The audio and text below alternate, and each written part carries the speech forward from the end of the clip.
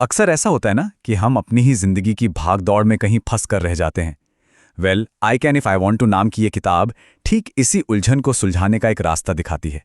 तो चलिए इस किताब के आइडियाज को समझते हैं रवीश नाम के एक किरदार के सफर के जरिए। तो कहानी शुरू होती है रवीश से। अब रवीश सच कहूं तो हम में से कई लोगों जैसा ही है।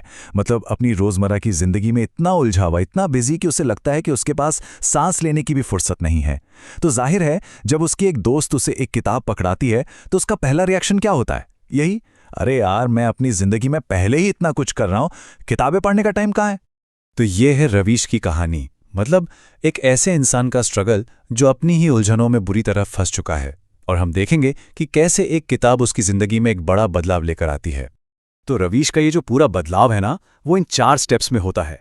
सबसे पहले अपनी गलतियों को पहचानना, फिर सेल्फ थेरेपी की पावर को समझना, उसके बाद अपने मन में बैठे गलत विश्वासों को चैलेंज करना, और आखिर में अपनी सोच को एक्शन में बदलना। चलिए एक एक करके इन्हें देखते हैं। तो किसी भी बदलाव का जो सबसे पहला और सबसे जरूरी कदम है वो है अवेयरनेस, यानी ये जानना कि गलती हो कहाँ रही है। ये किताब रवीश को उसकी उन छोटी छोटी आदतों को पहचानने में मदद करती है जिन्हें वो अब तक नजरअंदाज करता आया था। जैसे छोटी छोटी बातों पर बहस करना या कई बार बिना सोचे समझे कुछ भी बोल देना। और यहीं पर एक बहुत ही जरूरी कॉन्सेप्ट सामने आता है, सेल्फ सैबोटाज। ये सुनने में थोड़ा भारी शब्द लगता है, पर इसका मतलब सिंपल है। ये वो तरीका है जिससे हम जाने अनजाने में खुद ही अपनी सक्सेस के रास्ते में रोड़ा बन जाते हैं। रवीश को भी एहसास हुआ कि उसका काम को टालते रहना या घर पर जरूरी बातों से बचना, ये सब असल में सेल्फ सैबोटाज ही था। तो धीरे धीरे रवीश को अपनी जिंदगी के कुछ पैटर्न साफ दिखने लगे। उसे समझ आया कि वो फेल होने के डर से काम को टालता रहता था।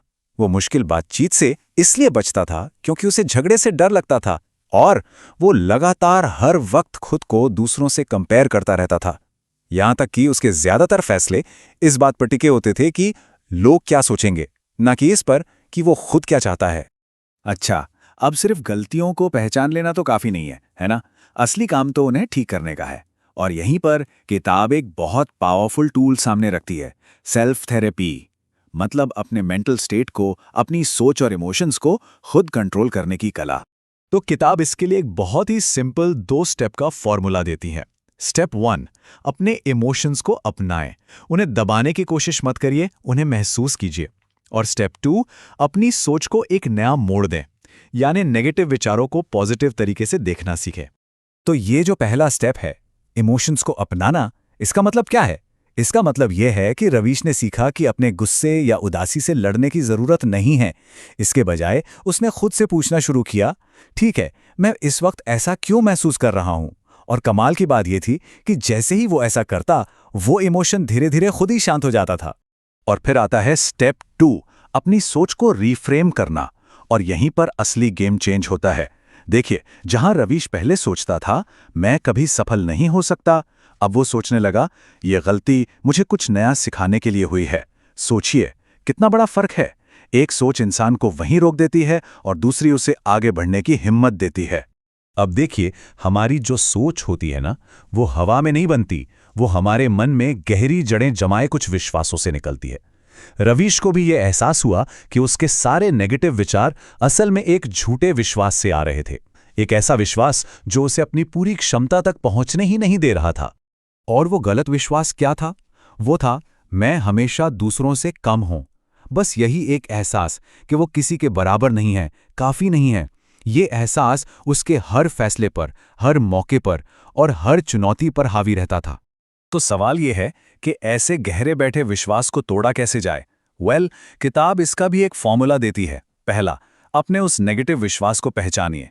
दूसरा, तर्क से खुद से सवाल कीजिए, क्या ये बात सच में सच है? तीसरा, उसे एक पॉजिटिव नजरिए से देखिए। और चौथा, इसी नई और सच्ची सोच के आधार पर अपनी सेल्फ वर्थ को दोबारा बनाइए।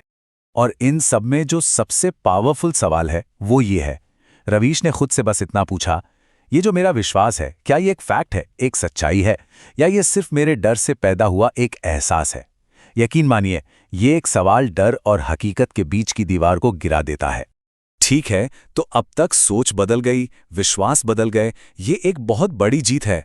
लेकिन ये सिर्फ आधी लड़ाई है। असली और टिकाऊ बदलाव तब आता है जब हम अपनी इस नई सोच को एक्शन में लाते हैं। किताब का फाइनल हिस्सा इसी के बारे में है। और एक्शन लेने के लिए रवीश को एक बहुत जरूरी स्किल सीखनी पड़ी, असर्टिवनेस।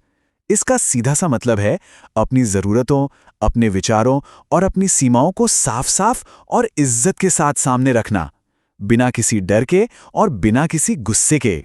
तो असर्टिव बनने की इस ट्रेनिंग में रवीश ने कुछ बहुत जरूरी चीजें सीखी, जैसे कि अपना आत्मविश्वास कैसे बढ़ाएं, अपनी पर्सनल बाउंड्रीज को पहचानना और दूसरों को उनके बारे में बताना, और हाँ, शायद सबसे मुश्किल काम, बिना किसी गिल्ट के न कहना सीखना।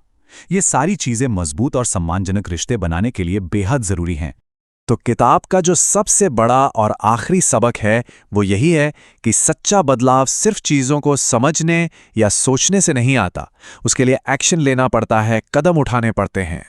और ये है वो सिंपल लेकिन बहुत असरदार एक्शन प्लान जो रवीश ने अपनाया। पहला कदम, समस्या को स्वीकार करना, मतलब इस बात को मानना कि हाँ, कुछ ठीक नहीं है और उसे बदलने की ज़रूरत है।